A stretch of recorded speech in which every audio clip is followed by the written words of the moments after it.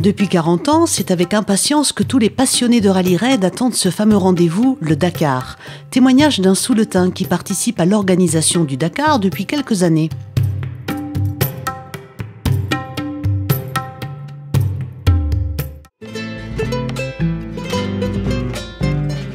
Alors, je m'appelle Philippe Daquin, j'ai 42 ans, natif de Lichos. J'ai commencé dans l'agricole, chauffeur de tracteur, de moissonneuse-batteuse. Et puis maintenant, j'aime toujours ce qui roule. Je suis chauffeur de poids lourd en collecte de lait dans le Pays Basque et le Béarn. Donc toujours passionné de sport mécanique, et, voilà, j'étais notamment intéressé depuis tout gamin d'aller sur le Dakar. Je l'avais dit à ma mère, et puis voilà, et puis maintenant, 25 ans après, ça se concrétise. On a postulé avec un copain pendant 4 ans au niveau d'ASO, l'organisateur, et on a été refusé. Et puis après, en 2013, on a organisé une marche de championnat de France d'enduro-moto à Saint-Palais avec le motoclub de Gave, dont j'étais le président pendant 10 ans. Et puis on a connu d'autres personnes qui étaient impliquées sur le Dakar, et puis voilà, et de fil en aiguille, ça s'est fait, et voilà. Donc maintenant, je suis sur le Dakar depuis, mon premier c'était 2015, et là je viens de faire le 4e en 2018. Voilà, donc sur le Dakar, eh bien, je fais partie d'une équipe de contrôle horaire en fait. Il y en a 4, et ce sont maintenant ce qu'on appelle les alphas, alpha 1, 2, 3 et 4.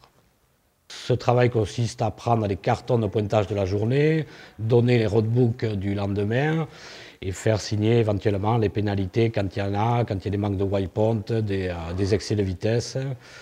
Voilà à quoi consiste le job un peu d'Alpha 4. Comme difficulté, on va dire que c'est les amplitudes horaires. Alpha 4, on est en place à peu près, les concurrents élites arrivent des fois vers 13h, 14h. Et nous, il faut qu'on reste en place jusqu'au dernier concurrent rentré. Et ça s'étale beaucoup. Le dernier concurrent rentré, des fois, à 8h du matin, il n'est toujours pas rentré. Un bivouac, qu'est-ce que c'est un bivouac? Un bivouac, c'est une énorme machine. Même moi qui suis passionné de sport mécanique, c'est ce qui m'a halluciné la première année. C'est déplacer tout ce truc, c'est à peu près 2500, 3000 personnes suivant les années. Et après, il y a beaucoup de matériel qui travaille en tiroir, c'est-à-dire qu'ils font des jours 1, 3, 5, 7, et d'autres matériels qui font 2, 4, 6, parce que les distances sont trop énormes. Mais un bivouac, c'est vraiment hallucinant, ça s'étend sur 3, 4 hectares. Et voilà. Avec tout ce qu'il faut avec pour vivre dessus, c'est-à-dire le comedor, les toilettes, les douches, voilà, et tout ça c'est transféré d'un bivouac à l'autre, totalement autonome. Voilà. Ça, on peut être en plein milieu du désert, il y a des groupes électrogènes, il y a tout ce qu'il faut. Il y a cette fameuse balise qui a 3 boutons dessus, donc bien sûr le bouton rouge en cas d'urgence, et là le pilote peut appeler PC Paris, ou le PC Paris peut appeler l'autre pilote. Voilà. Et après, il y a 3 couleurs distinctes donc, sur les écrans du PC course, c'est-à-dire que quand c'est rouge, c'est que la moto est arrêtée depuis plus de 5 minutes, moto, voiture ou camion. Et après, quand c'est jaune, c'est qu'il est arrêté mais pas renversé.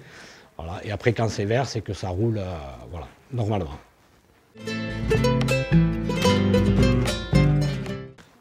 Donc pour une question de sécurité, ça fait maintenant 4 ans que c'est en place. L'organisateur ASO a mis une procédure en place qui s'appelle procédure de visiteurs du soir. C'est-à-dire que ce qui concerne tous les pilotes solo, c'est-à-dire les motos, les quads, et des fois, quand il y en a, quelques buggy solo, puisqu'il y a quelques années, il y en a eu.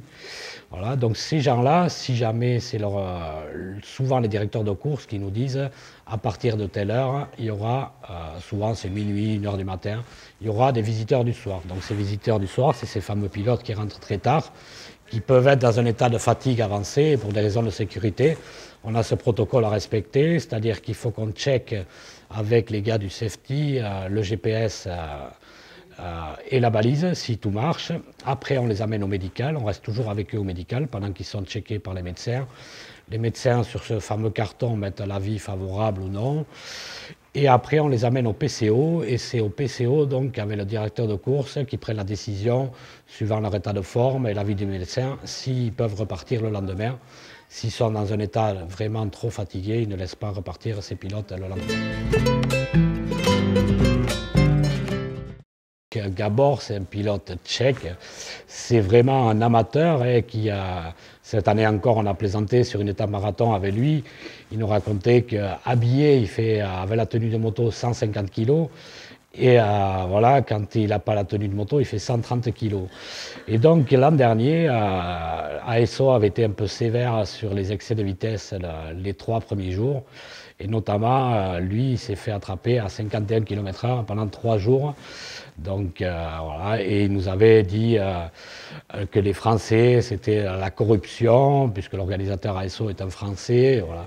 Et puis après, en fin de rallye, il est venu nous voir, il nous a tapé sur l'épaule et c'était passé, c'était sur le moment. Voilà. Et encore cette année, on a bien plaisanté avec lui. Dans l'équipe, on est 6, donc on est 3 Européens. Et donc après, il y en a 3 qui sont d'Argentine, qui sont de la région de Cordoba. Et cette année, le Dakar s'est fini à Cordoba, donc il y avait une boucle Cordoba-Cordoba. Et on a fini dans un fameux stade qui s'appelle Kempes. C'était un grand joueur de foot dans les années 80. Et donc, un gars qui travaille avec nous dans l'équipe donne des cours de sport dans ce fameux stade. Et donc, il habite à 2 km.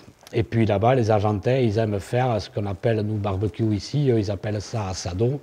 Et donc, il est parti chercher tout son matériel chez lui. Il est revenu avec sa voiture perso, puisqu'il habitait à 2 km. Et puis voilà, toute la dernière journée, on a passé à faire des asados. Voilà. Il est parti 2 fois à la boucherie acheter la viande, parce qu'on n'avait pas eu assez. Alors, qu'est-ce qu'on fait après le Dakar? Donc déjà, on se repose un petit peu, parce que le Dakar, on s'en va pour 3 semaines. C'est pas de tout repos, voilà, il y a des nuits, on passe des nuits à 4 heures, des fois en moyenne. Alors, un petit conseil pour les jeunes, il ne faut jamais baisser les bras. La preuve, 25 ans après, j'y suis. J'avais dit à ma mère un jour que j'allais y aller. Puis voilà, j'y suis. C'est vraiment une aventure humaine.